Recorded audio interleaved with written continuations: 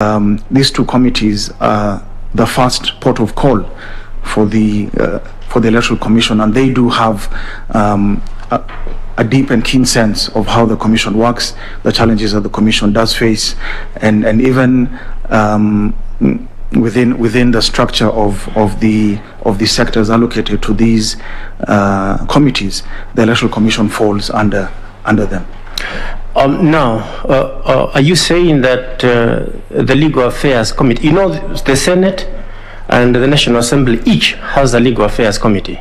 Yes. Are you saying that even also the Legal Affairs, and just the Legal Affairs Committee of the Senate is involved in this process?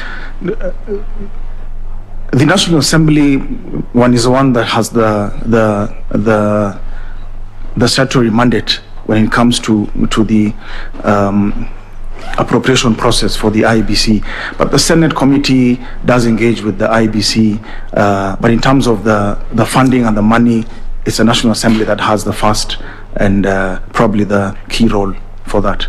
And what is the role of the Budget Committee? In the National Assembly? Yes. With respect to funding, you've talked about the Legal Affairs Committee. Yeah. The Budget Committee considers the full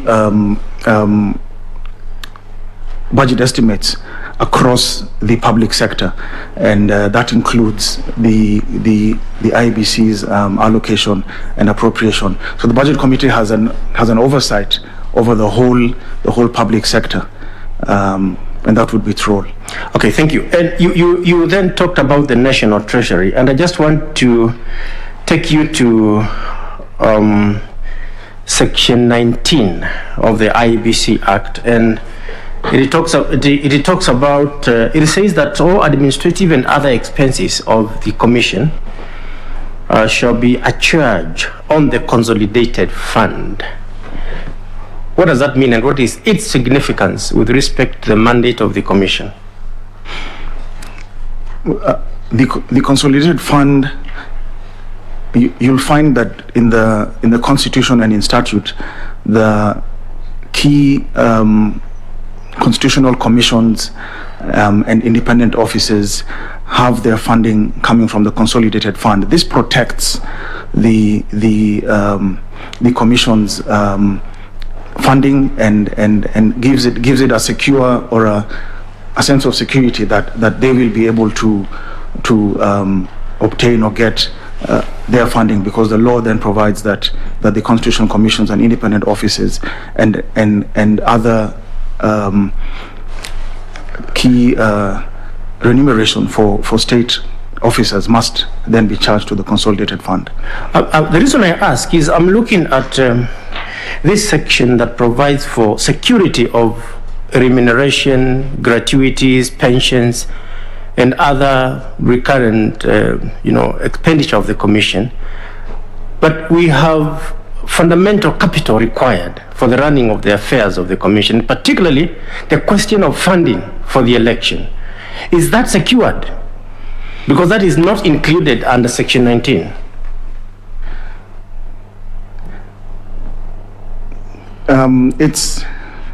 Is it secured? I think we see if you follow the funding that the IEBC gets, we see a certain trend that to answer your question may tell us that probably the funding for technology and such investments are not entirely secured. One is that there's a spike in the amount of money going to the IEBC from the Exchequer during election years. But in between election years, you just see the bare minimum being funded to just keep the Commission going. I think for me that communicates that it's likely that the funding for investments such as technology may not be entirely secured. We have seen in the past a lot of negotiation taking place to get additional funding for this, again, which I think communicates to us that this funding is not secure. Thank you very much. So if we move on, what would you say? Let me ask it differently. When you look at the law, where, apart from allocations by Parliament, what other sources of funds does the law provide for with respect to the commission? Apart from allocation to Parliament, the law provides for donations. I think the law uses the term donations, which could be funding that would come, for example, from development partners. The law also provides for revenue that the Commission could accrue from. Let me just focus now on the donations, and this is Section 17 of the IEBC Act. Before we come to the donations, do you think the Commission has power to borrow? It's a corporate entity under the law. Can it borrow? Borrowing is not one of the sources of funds that are listed under Section 17, but can it borrow money to carry out elections and to fund its activities? I think it can. I think it's a conversation. Does it have that power in law? I'm not sure if it's in the law, but I think generally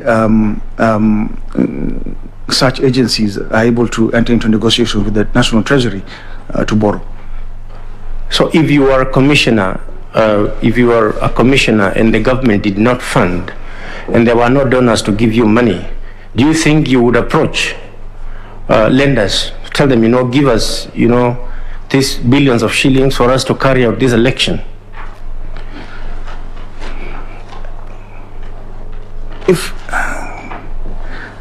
If government didn't give money, and if development partners did not also give money, like you mentioned,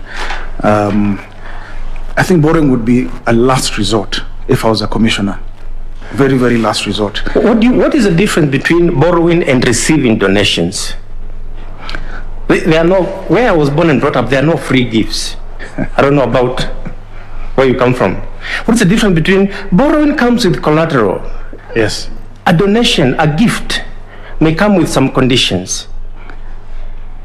And I'm asking this with respect to Article 249 of the Constitution that says funding. Parliament shall ensure sufficient funding to the Commission. Yes. And it says that independent commission shall ensure the sovereignty of the people. So do you think this aspect of receiving, donor funds to fund our election affects our sovereignty as a people and is an indication of the failure by Parliament to allocate funds? First of all, I think for Kenya and looking at our elections in the past and where development partners have come in to help, development partners give such a very small amount of funds. And two, you'll find that they do not even put the funds into the system or the accounts of the IEBC, because development partners largely go for the soft, if I may use that term, the softer aspects of the election support. So whether it's capacity building for electoral officers, whether it's printing manual that will be used by different officers in the process, those are the kind of areas you'll find that development partners engage in. Parliament. Just because of our time, let me just clarify this so that I can move you to my colleague. Yes. Are you saying that there is some money given to the Commission, whether by form of donation or not, which is not put in the Commission fund? Because the IEBC Act creates a fund where all monies by law are supposed to be held if they belong to the Commission. Are you saying there is an informal way of giving money to the Commission? Mr. Kimoli, no, not an informal way. One, if I'm not wrong, I think that fund was not even operationalized. But two is that some of this, a lot of this development partner support pays directly for some of these costs for capacity building or for training. So you're not talking about money being wired into an account, but you're talking about certain costs being met for the IEBC's work. But if you pay directly, you'll be paying for the shortfalls for what is already budgeted, or you as a donor will develop your own agenda and fund it? Not necessarily. This conversation starts it doesn't just start with the IEBC. It starts way early with the Ministry of Foreign Affairs, the Treasury, where an assessment must be done, a needs assessment must be done together with the government to then agree on what areas can be supported by development partners. The bulk of our electoral process, the bulk of the key election material is funded by the Exchequer and by the Kenyan taxpayer. Thank you very much, Con. Thank you very much, Madam Chair. Thank you, Mr. Kimuli. Thank you, Mr. Kimuli. I'll now request Dr. F.S. Abdallah to ask a few questions. Thank you, Madam Chair. Mr. Osando. Yes. You have just commented to my fellow panelist here, Mr. Kimuli, that in your opinion, IEBC could borrow as an entity. Could you confirm that? I said it would be a last resort. I think for me, when Mr. Kimuli asked, I said if I was a commissioner, I would look for many other ways, including cutting costs and rationalizing costs before I made. Thank you, Mr. My question is, can it or can it not borrow as an entity? I think it can borrow. So it being the last result, circumstantially, what is normally the election budget? Sorry, election budget. Election budget. Yes, for IEBC to be able to do a fair and transparent elections. What normally is the budget? I think, give or take, if covering the last 2 financial years that then overlap into the election, it's anything between 30 billion to 40 billion Kenyan shillings. Thank you. Now, being an economist, I'm sure you're very much conversant with the conditions set up on borrowing. How would you secure those loans? Because the commissioners become employees of the institution. The institution is not a trading entity. How do you intend to secure those loans if you come to the last resort of borrowing? Dr. Abdallah, this can only be done, if it should be done, this can only be done with the National Treasury in the lead of this process. Okay. Yeah. Again, you did inform this panel through our panelist Kimoli that many a times the donors don't give the money, but they support the purchase maybe of the product or the services required for the election process. Am I right? Yes. Now, is that correct? Yes. It's correct. So that means the donors have got the mandate and the moral obligation to do the due diligence of the products which many a times come from their country of origin. If it comes from the country of origin, yes, they have to do the due diligence. So when scandals like the Chicken Gate comes out, are the donors equally responsible and accountable for such things? Or is it only the IEBC locally here? Chicken Gate, if I recall, was not a donation. Chicken Gate was a transaction, was a tender process and a process for the commission to go and print in abroad. So this was a purely commercial and transaction and not a donation. Right. I appreciate that. My question is, the donors, yes, obviously, if they have to purchase items from the country of origin, is it their obligation to even see that they give the IEBC respectable organizations to deal with? If the IEBC does approach the donor for assistance in due diligence, if IEBC is procuring from a particular country, then yes, I think the donor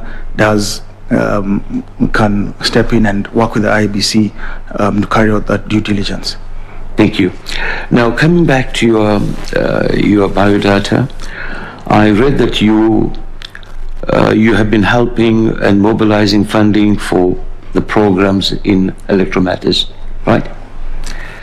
You're also assisting in designing electoral programs and mobilizing funding accordingly. Please tell this panel as to what the state programs were all about and which areas were they or do they normally cover? Thank you. One is in the area of electoral observation. So I've been involved in designing and supporting the civil society to put together teams that would observe the elections. Of course, these are accredited observers by the Electoral Commission. Another program that I've been involved in designing around elections would be on voter education. Voter education is IEBC's mandate.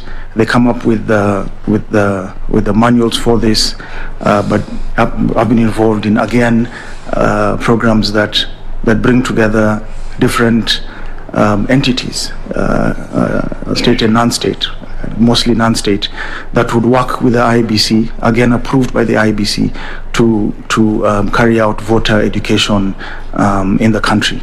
I think I'll give those two as examples. Thank you. And are you satisfied on the results of your programs and funding? Yes, by and large, Dr. Abdallah, in the years that I've been involved in elections program, I am satisfied with the part of the work that we have supported or that I have been involved in supporting throughout my career. Definitely, there's a lot of areas of improvement, and I think following every election, an evaluation must take place, and we pick lessons from what we have done in the past, together with other stakeholders, and use those lessons to improve what we need to do for the next election and throughout the cycle. I'm sure all the Kenyans can hear you and happy about that one of the donors is happy on returns on the investments. As an economist, that's good. Now, I believe the funding you've been referring to is not from you as an individual, but from the embassies or the institutions you have been working for.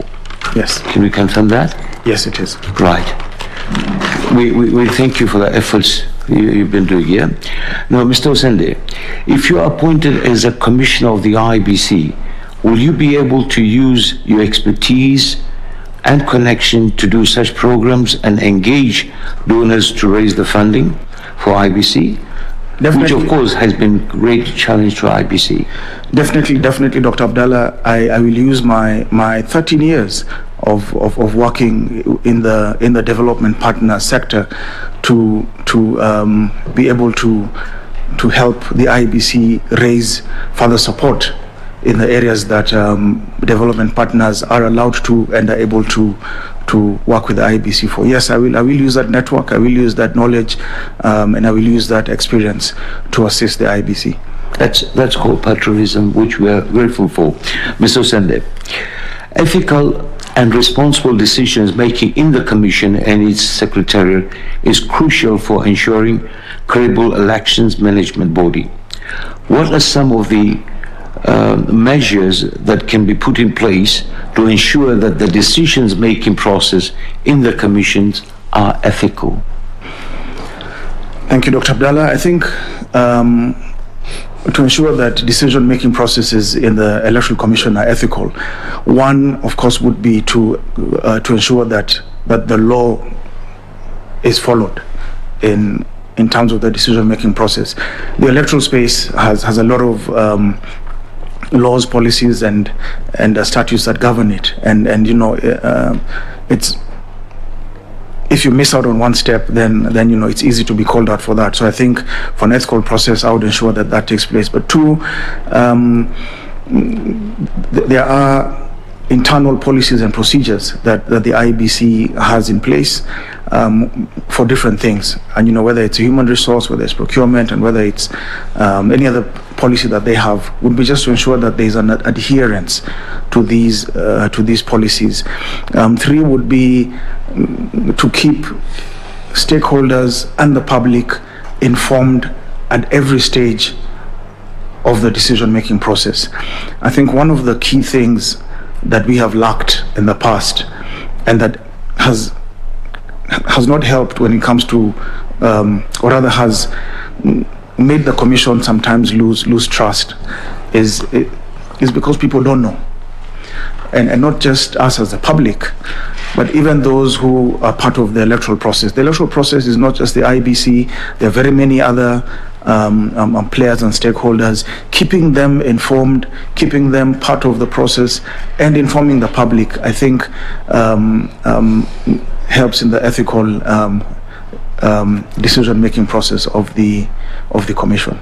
Yes, Mr. Sunday, I appreciate that, and for we've heard it from many that the procurement process has been really the elephant in the room for IEBC. How do you tackle that? Because you're going to be one among the 7, and how do you inform the public about this situation? Because in an institution like that, it's the chairperson who talks. How do you do that? Sorry, Dr. Bala, I didn't hear the last part of the question. Right. I'm saying, you say this can be done, the law in place. I mean, like in procurement, the law is in place. Right? But of course, I'm sure you saw the drama between the CEO and this last time. Yes. As an individual, all your expertise, where you worked with this embassy, ethical is an issue, and you have interacted with these people. How would you do it as an individual? The procurement. To see that the law is being followed. So to avoid this bad publicity. Yeah, I do agree with you that it's been there have been some challenges in the past that have been highlighted in the public domain on procurement, including the clashes we've seen between the Commission and the staff. Procurement is dicey, and again, like you said, some aspects of it are not seen by the public. For me, as an individual, if I was a commissioner, I think from the onset of joining the commission, it would be prudent to make it clear to my fellow commissioners and to the CEO and the Secretariat that part of our work really is that we must be above board. I think for me that constant reminder and that constant demand for us to have an above board process in procurement would be the first step that I would take as an individual. Of course, the law is there, the policies are there, and we've seen sometimes these are abetted, but I would also then ensure that we involve any other key public agency that may need to be involved for accountability. The documenting of these processes is also very important, so that there's a very clear trail about how these procurement processes have taken place and who has been involved and what the decisions are, and having these in a place that they can be referred to by the respective agencies, I think would be important. Thank you, Mr. Sen, and all the best. Thank you, Dr. Madam Chair. Thank you, Dr. Abdallah. I'll now ask Mr. Gideon Solonka to ask you some questions. Mr. Osendo. Yes, Mr. Solonka. Yes, you have cited electoral management as one key strength that makes you a good fit to be a commissioner of IEBC. Now, what is your understanding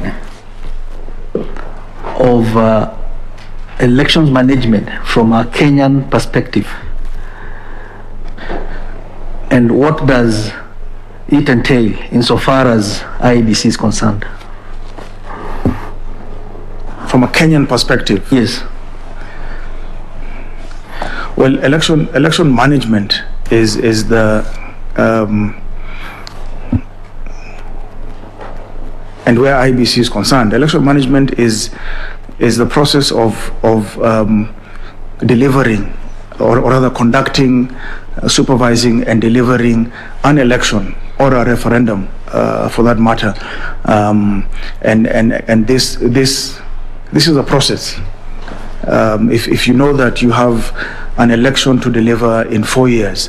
Election management starts way before that, and for me includes the staff you'll hire, the equipment you'll purchase, the timelines that you'll have to keep, and the processes you'll have to do to reach the point where the election is conducted. So I think just the whole management of that process towards the conduct of an election.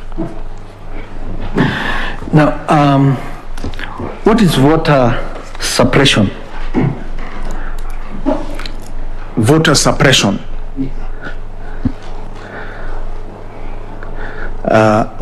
Voter suppression is when a voter's rights are curtailed, or if a voter is unable to exercise their rights or their provided rights. I think that is voter suppression, the curtailing or the inhibiting of a voter to exercise their rights. Okay, and how is it perpetrated or executed? One, if it's not easy for one to register as a voter, I think that is one example of voter suppression. So if one is unable to have a straightforward process where they can go in and register and be included in the voter register, that would be a voter suppression. Two would be the inability of the voter to vote. If a registered voter is unable to cast their ballot, and this can be in many ways. They probably cannot reach the center because of an obstacle that has been placed. They've probably been intimidated from exercising that right to vote. I think those would be some examples of voter suppression. Give me more. And so for voter being unable to vote, whether they cannot reach the station or whether at the station it could be a voter who needs assistance and they don't get assisted. It could be, again, I said, intimidation or violence around the region or the polling station that the voter needs to access. Those would be examples of voter suppression. What is gerrymandering as a form of voter suppression? Gerrymandering. I know I've seen that term many times, Mr. Solonka. It's one of those terms that if you ask to define, I'm not sure I can define it. I'm not sure I can define that term, Mr. Solonka. Okay. And how can IEBC deal with voter suppression? IEBC works with different agencies that can assist it in ensuring that you don't have voter suppression. Some of the examples I gave around accessing a polling station would need the partnership and cooperation of the security agencies, which IEBC continuously does partner with. I think that would be one. Two, ensuring that within a polling station, voters are able to vote, including those who need assistance. I think IEBC does that and needs to continue to do so to ensure that those who need assistance can be assisted. Now, political party nomination primaries are often perceived as disorganized, marred with technical difficulties, and surrounded by persistent rumors of fraud and manipulation of results. Supposing you become the commissioner of IEBC, what will you do to address this? One is that political parties are independent entities that are supposed to carry out their party primaries and provide the IEBC with a list of candidates. The law states that parties can request the commission to assist them in conducting their primaries, and if this request comes as a commission, and if I'm in the commission, I think it would be a conversation that we need to have with the political parties to see how they can be assisted. But beyond that, I don't think unless requested, I don't think the Electoral Commission has a very clear or cut out mandate to deal with what you have called the chaos that we see in party primaries. Are you saying that we do not have laws that address party nominations? We do have. Which are these? I think the Political Parties Act is a main law that covers party nominations. The Elections Act also does mention aspects of party primaries. Any regulations that govern?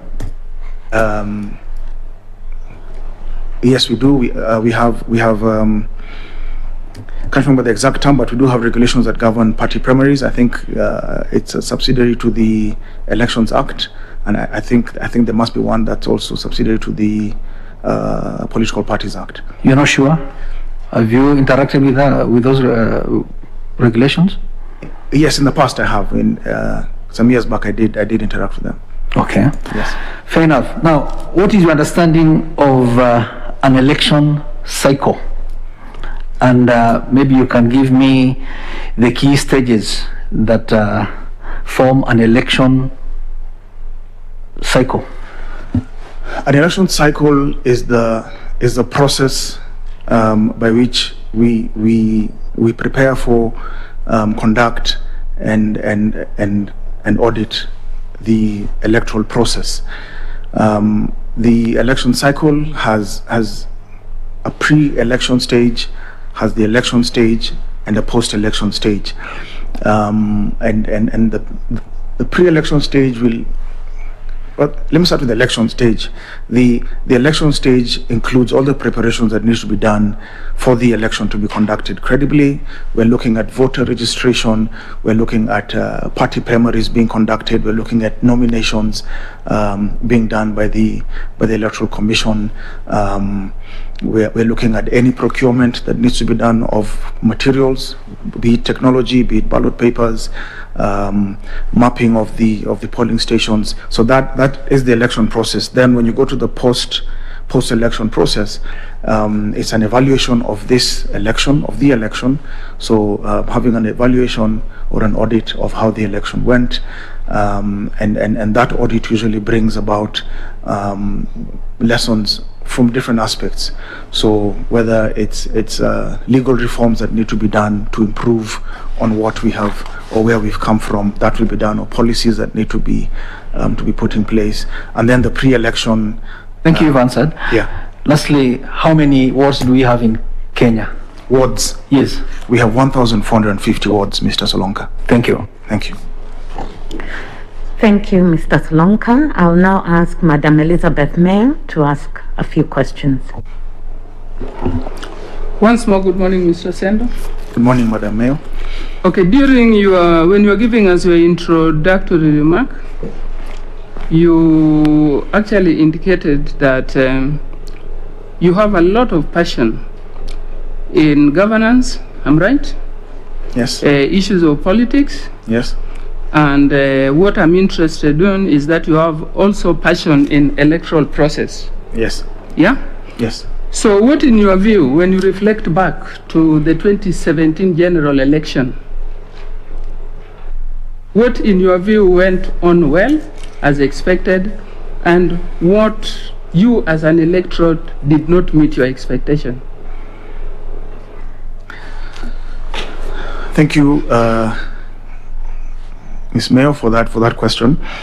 For the 2017 election, let me start with what didn't go well, in my observation. if it's okay to start from there.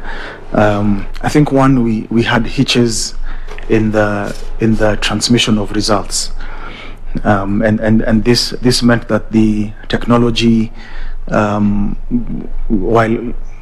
it largely worked, I think at that crucial stage, especially for the presidential results, we had that technology hitch, and I think generally for technology it largely worked, but you had few cases of episodes where the voter identification kit didn't pick voters who came in to vote. I think you had some episodes even during the biometric voter registration stage that also didn't work for some people, but those were minimal and episodes. But I think technology had hitches that didn't work. Two, I think there wasn't good and adequate and timely communication, especially public communication, coming out in the months or even the year preceding the election, and that builds up into a lot of mistrust, a lot of reactive or reactionary kind of processes by the commission whenever questions are asked to them. You had very delayed legal reforms taking place. In addition to delayed legal reforms, I think you had some court cases or some litigation that was taking place that had a bearing on the election, that were being decided quite late in the day, which sometimes can be a distraction for the commission. But also the appointment of commissioners 8 months or 7 months to the election, I think doesn't give the commissioners time to just come in and settle and be able to acclimatize and get into the rhythm of working. So for me, those are some of the points of what I think didn't work well. What worked well? On election day, I observed the election and I monitored it, and I had teams around and I was following what other observers are doing. I think the logistics of the election were done very well, and I think this is because of IEBC's experience in this and the ability to get sensitive election material, equipment to all the corners of this country and in a timely manner, to distribute them the day before to each of the polling stations and have teams organized around that. And then on election day to administer the election and ensure that up to over 10 million voters are able to exercise their right to vote.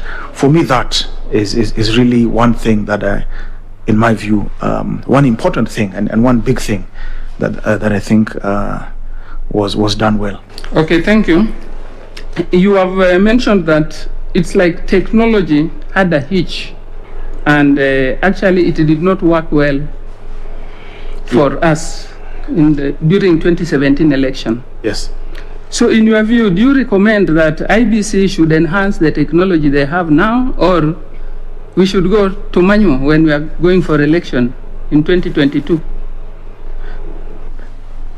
I think IEBC should enhance, and enhance here being probably just ensure that what we have is checked and improved. But yes, a bit of enhancement, because if you go back to manual, manual processes, while they are done in many other countries, I think in Kenya there's still a lot of mistrust for a manual process. So in my view, I wouldn't go back to manual, but I would still see how to ensure that the technology works better. Okay. Yes. Okay, still on 2017, I believe you are aware you are here because there's something that happened in 2017 that created an opportunity for you to be here today. You are aware? Yes, I believe so. Yes, I am. Kindly tell us what happened. I'm here today because 4 commissioners resigned from the commission after the 2017 elections. Okay. Yes. So 4 commissioners resigned in a half. Yes. And because of that, there is an opportunity for you now to compete for those 4 positions. Yes. So what, in your view, do you think created such a scenario? Of the 4 resigning? The 2017 elections was a high stakes election. Let me start from there. I think any election where you have an incumbent seeking re-election, the world over, is immediately a high stakes election. And 2, you had a situation within the commission where there was, in my view, a lot of mistrust amongst commissioners, and between the commissioners and the staff. I think that environment didn't augur well for the management of the election.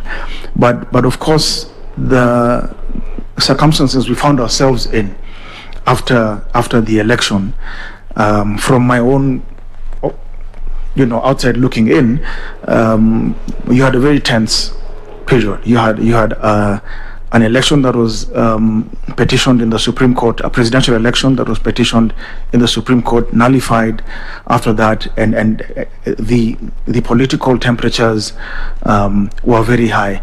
I am not so sure what was going on inside the commission at that time, but if the tensions of what we as the public were feeling just by being outside of that process, I can imagine that there must have been a number of issues that had built up to the election, and that then was the pressure was really high, that may have occasioned the 4 commissioners to resign in a half. Okay, thank you.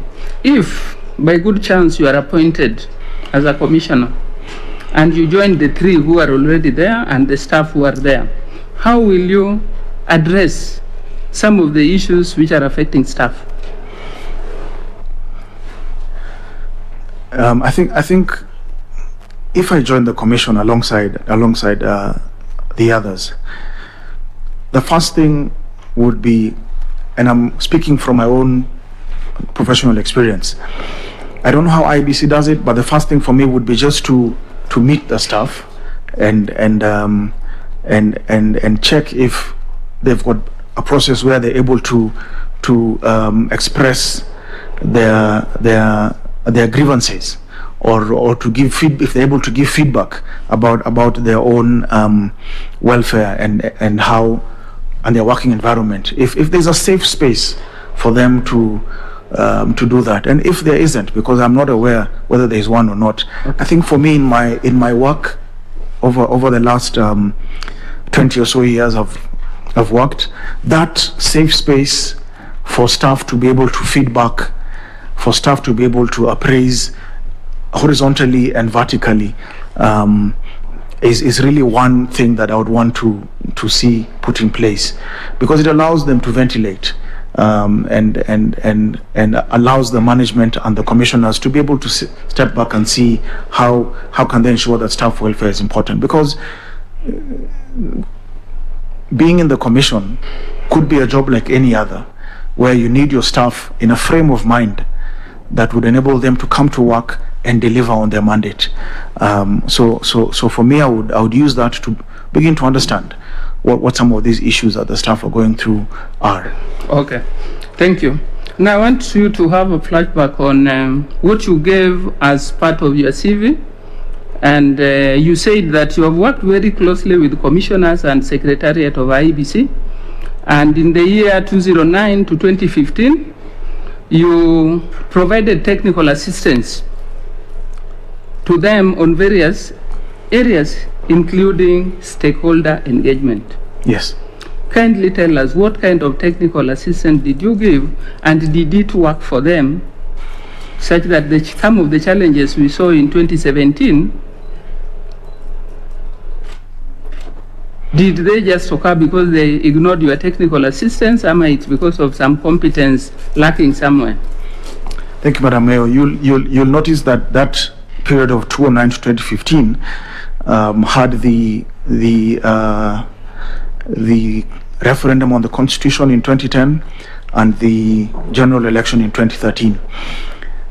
And during this period, of course, first you had, in 2009, you had the interim independent electoral commission. So you're coming from a 207 scenario. Your electoral commission of Kenya is disbanded, and a new commission has been set up, totally new, under a new law, and with a clearer mandate.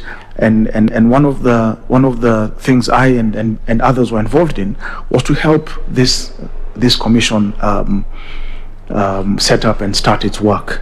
So some of the stakeholder engagement work that I remember we supported included the commission's engagement with civil society, and civil society in this case would be civil society that had a programmatic interest in elections, those who went on to become election observers, those who went on to assist or to work with the commission to provide voter education, amongst other things. I remember we supported the commission's work with the security agencies. So there was a lot of training, if I put it that way, that was done for security officers and for national government administration officers, and we supported that, which of course would be venues and materials, and you had commissioners coming and interacting with these with them, and this was replicated to the 2013 election. Were these lessons picked into or towards the 2017 election? I think there was a bit of a reduction in stakeholder engagement. Sorry? It's okay. Okay. I think there's a I bit want you to be brief. Yes, okay. There's a bit of a reduction in stakeholder engagement towards the 2017 election. That may have been informed by circumstances within the commission. I'm not sure if it's a result of them ignoring the assistance given. Yes. So my last question to you. We have a serious risk in this country. There is a culture and expectation of handouts. And this is affecting voter education. So if you are elected and you are in charge of voter education, what do you think is the cause of people expecting handouts? The more you give, the more you have more followers. If you don't give, then you don't have followers. And how can you cure it? Thank you, Madam Mayor. Yes, I agree. This is a problem we have in the country of handouts. It finds a situation where Kenyans are in a very difficult economic space, and politicians are very much aware of this, and are able to take advantage of the fact that a lot of Kenyans will receive these funds or these handouts given to them. This has been perpetuated over time because we've not had a framework to discourage this practice. We've not operationalized a framework to discourage this practice. If I do get appointed as commissioner, I would of course take a keen interest in what I am already seeing taking place, and that is the operationalization of the Election Campaign Finance Act. This could be a deterrent to the handout culture. I don't think it's going to be a cure 100% of the handout culture, but it could be an important deterrence to this. Okay, thank you, Mr. Sendo. Thank you, Chair. Thank you very much. Thank you, Madam Mayor. I'll now ask the Vice Chair to ask you some questions. Yeah, thank you, Con, for that session. You have been in the governance area for quite some time, almost 2 decades. Is it almost 2 decades? Yes, almost 2 decades. Almost 2 decades. About 2 decades, yes. About 2 decades, okay. Now, and you've been observing, I'm very sure, our challenges in this country in terms of governance. Now, what would you say when it comes to electoral democracy and governance? What did you say are our key challenges? How come, despite all these years, with resources Kenya has put into laws, I think we have the most elaborate laws in this region when it comes to electoral management. Policies, regulations, and all. How come year after, and then a very good constitution, how come year after year, I mean, every 5 years, every major electoral period, we have problems. And some of these problems actually threaten the existence of the nation. And this has become episodic, that every other 5 years, just before the elections, people start thinking of packing and leaving the country because you don't know what will happen next. What is the problem? What is the problem? What are the challenges? Is it the way we act or conduct our affairs? Just please highlight some of what you see as challenges, and then how do we deal with these challenges? How can we resolve these things? Because even the electoral bodies have been changed over time. We have appointed commissioners upon commissioners. It doesn't stop. What is the challenge? Thank you, Mr. Vice Chair. Top of mind, I think the challenges we have in our governance space, one is just lack of enforcement of the many laws and policies that you have actually mentioned that we have. We have legislated on in our governance space, but we have had in the past a very poor enforcement culture of these laws and policies, and so you see a lot of things being done that affect our governance, which don't go punished. A lot of these things are made to feel like they're normal. It breeds a lot of impunity. So you've got a lot of people, especially those in power, who know that there's some things that we will do and nobody will do anything about it. Or if something is going to be done about it, it'll just be a process which we can kill in the end. And even us, who are not in power, have our own level of impunity, and you see it on the streets when you're driving. When you're crossing the road, nobody bothers to look at the lights to see if pedestrians should stop or go, or cars should stop or go, and people just move. So there's a very huge culture of impunity, and it's because I don't see you getting punished for something, so I'm going to do it because you are not punished. So I won't be punished. And many times I even tell some traffic police, if I see them letting someone pass for something that they stopped me for, I ask them, why didn't you stop that one?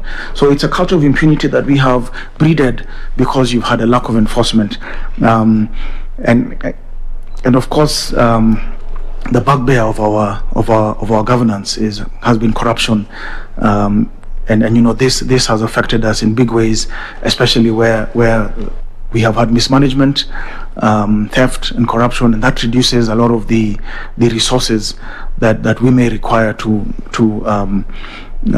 improve on our governance. Thank you. Now,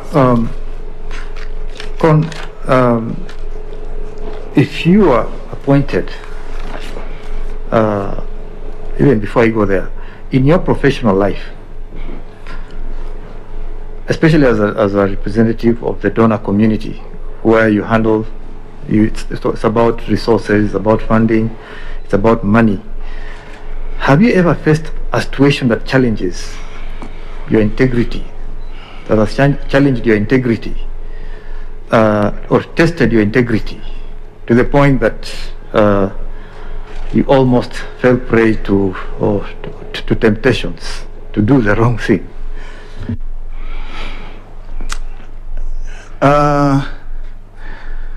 Not really. If I hear the direction your question is taking, especially where you mentioned, from the background I have in terms of where I've worked and the resources that I handle, I place a huge premium on reputation. I think before anything else, I usually just say, let me try my best and keep my reputation intact. There are if I I've worked for agencies that have very strong checks. I know friends who have worked for agencies that don't have strong systems, so that in our work we approve funding to go to consultancy firms or to go to NGOs, etc. In a space where you don't have strong checks and balances, and where you give somebody a lot of discretion, it's very easy. And there have been cases out there of being able to benefit from what your employer is doing. My insistence on protecting my reputation, coupled with having worked in two key agencies that I think have very strong systems, has ensured that you don't even think about that kind of temptation. I'm one person who has also been keen on public service, and I know that your integrity as you come into public service is a major issue that anyone in the public can spring up or bring up. So the opportunities can be there, but I think the systems around it do help to curtail it. Assuming you successfully get appointed to the commission, with that background in mind, and you have colleagues who may not have similar qualities, you're in a situation whereby a tender to print ballot papers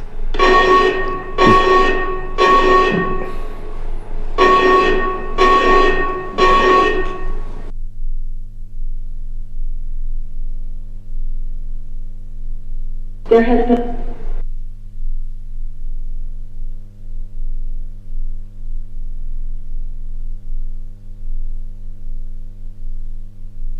sorry about that, Con.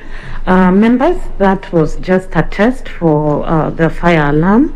We can proceed. There is no danger. I'm sorry about that, Con. I hope you don't lose your stride. Okay, go ahead, VC. Okay, we are safe. You can continue. Yes, I'll repeat again. What I was saying is, going by just what you described of yourself or the way you see yourself, and you successfully are able to join the commission, and a situation arises where the commission is just about award tenders for printing of ballots.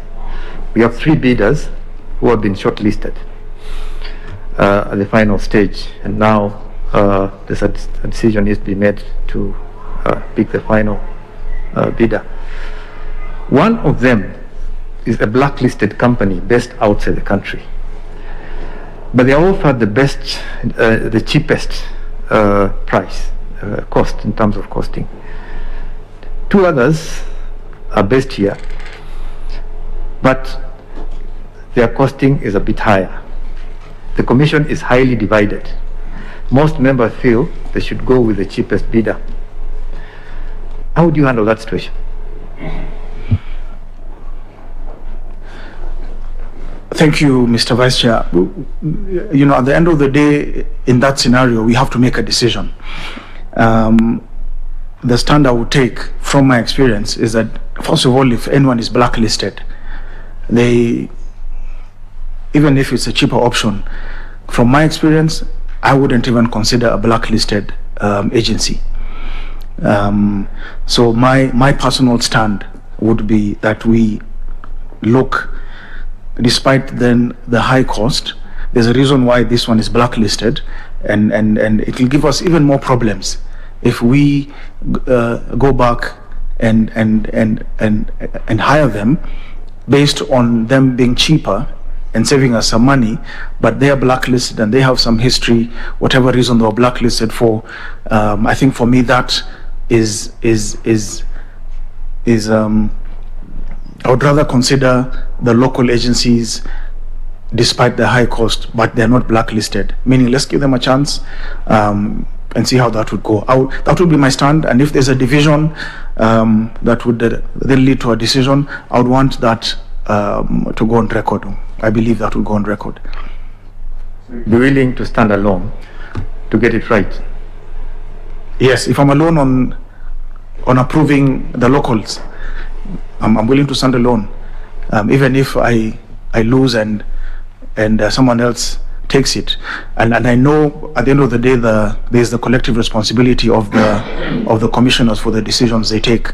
But I would want to put my voice and place my reasons on the table, even if I may lose that process. And finally, have you ever been in a situation where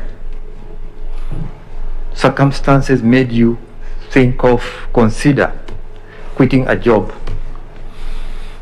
or dropping a contract? Yes, I've been in a circumstance where I've wanted to quit a job, and I think I eventually did quit, but it was a circumstance that made it difficult to work.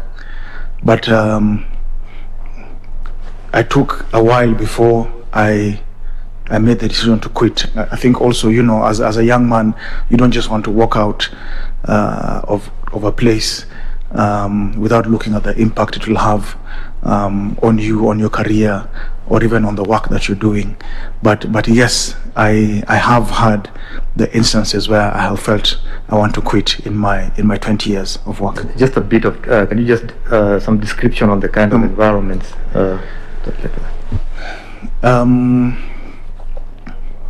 There's one instance and if it's okay for me not to name the jobs, there's one instance in the past where I felt I was in a point in my career. This is probably a very small kind of example. A point in my career where I was just beginning to take off, but I was in a job where we were not allowed to look outside the window, to talk, because we're working with the sensitive agencies, and for me, I felt really this is now going to just make me disappear from the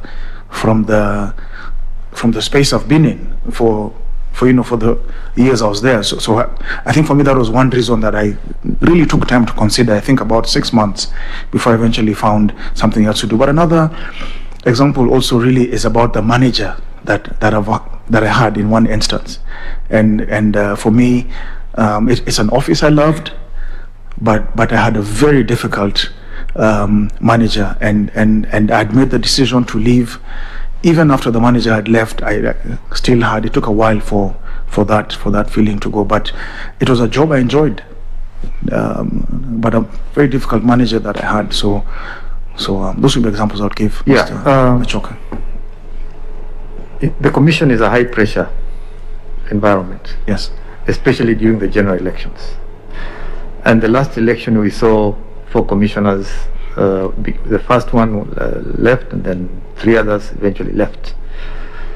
How would you tackle political pressures coming from all directions within the commission, where you have to make decisions at the last minute, where you have to, sometimes you step on very many toes, and some of them very powerful toes, where you face threats day and night because of decisions you are making, and you have pressures to push things in one direction or the other. How would you handle that environment? Thank you, Mr. Vice Chair. For the political pressure that comes with this job, I'm very aware of it. I've seen what commissioners and staff of the IEBC have gone through. I would want to start very early. If I get appointed into this role, I would want to start very early, having a very structured and regular engagement with the political class. Now, I know we have a forum for that called the Political Parties Liaison Committee. The one thing that doesn't seem to be working here is that political parties have tended to send officers from the party who don't have decision-making power, who don't have the role or office in the governance of those parties to come in and interact and make decisions. So you find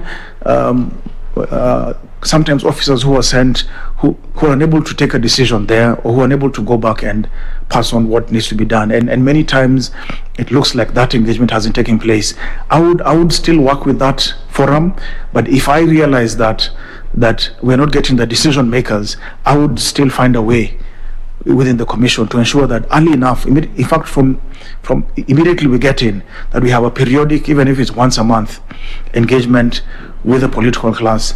Make this where possible public, so that the public also sees that the commission is engaging with the political class, but also include all the other players in making an election successful. Many times the pressure is on IEBC because we have been made to believe that they are the only ones who are delivering that election. You've got the interior, you've got the police, you've got the National Registration Bureau, you've got the media, you've got the civil society. If there can be a regular forum where we all interact with the political class to see the timelines of the election through to peer review amongst ourselves, each person, whatever role that each person has, and where are we with this and how can we help each other, I think this can dissipate even 40 or 50% of the pressure that builds within the commission. Thank you, Con. Thank you, Mr. Vice Chair. Thank you, Vice Chair. And now I'll ask Reverend Father Mutia to ask his questions. Thank you, Chair. Mr. Kon, I would want to take a moment with you and ask you a follow-up question from what my sister, Madam Mayo, from where she left. You've been working in very strong and big institutions, and you've informed the decision making in those institutions. Why would you want to move from playing such key role as engaging in funding of our electoral processes and the like, to come and become just a commissioner? Thank you.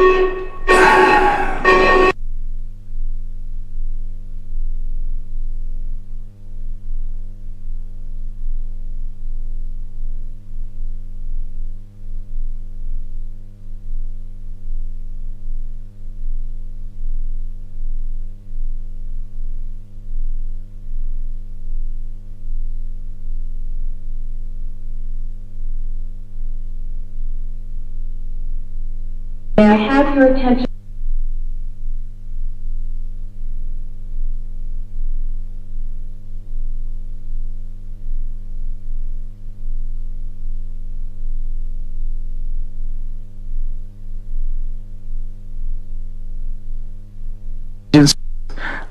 I currently have a very good job, I must say that, at the British High Commission. My jobs have made me work closely with the public sector. I've worked in civil society, I've worked in development partners, I've worked in private sector. I would want, it's one thing interacting with the public sector and another thing being in the public sector. I would want to work in the public sector just to begin to appreciate and understand how that place works. But this combines very well with my purpose, and for me, I am living my purpose now, in that my interest and passion for governance and public policy, being able to work in that space now and to be paid for it. I think getting into the commission still keeps me within my purpose of working in a very important part of governance and public policy and the political space in the country. So I'm ready and willing, if I do get appointed, to make that move. But even if I don't, I will continue to work in the space of electoral management from where I am. Thank you.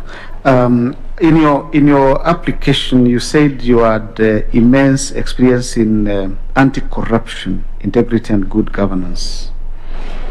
Yes. Allow me to ask you just a simple question. Have you ever handled a corruption issue?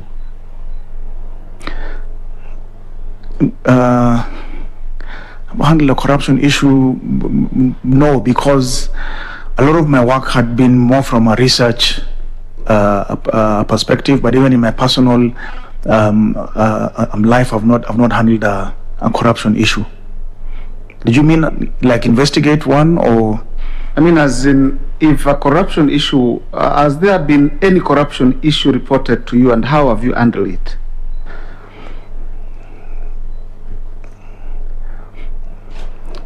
When I worked for Transparency International, my first job between 2003 and 2006, we would get people writing to us with corruption reporting that they have encountered, and I recall one incident where in 2003, when you have now a new government, a politician from the previous government came to the office and I was the only one in the office, and he came to complain that all his businesses are now being taken away from him, and this is a politician who we had read in the news is very corrupt, and I sat there, this young, I don't know, early 20s, first of all awed by his presence, and then wondering, how do you handle this? But when that came, I was able to have him write a statement, which then I lodged with my colleagues. Otherwise, apart from that period where I worked with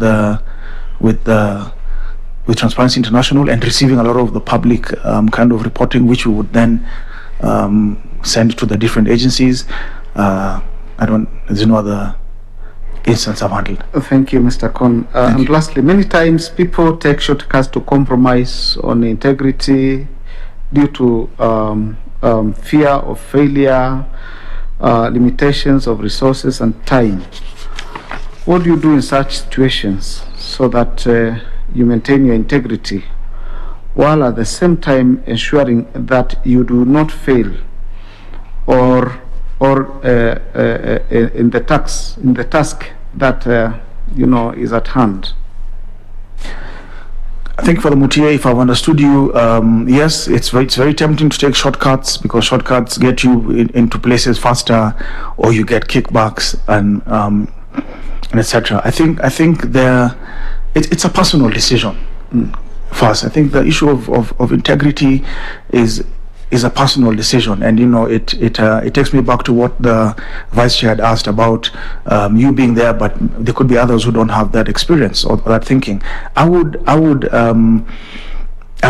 still maintain my personal integrity and be able to just say that let's take the long route if we have to, but let this long route be one that then puts me and us as a team and us as a commission in the right standing, because this job as an electoral commissioner is probably one of the most sensitive in the public sector, and anything small can dent or will dent our reputation as a commission, but at the same time then it blinds the people from seeing the good work that you may be doing out there. So for me, it's a combination of both a personal decision but also some kind of a rallying call to the consequences of this that you can discuss with your team.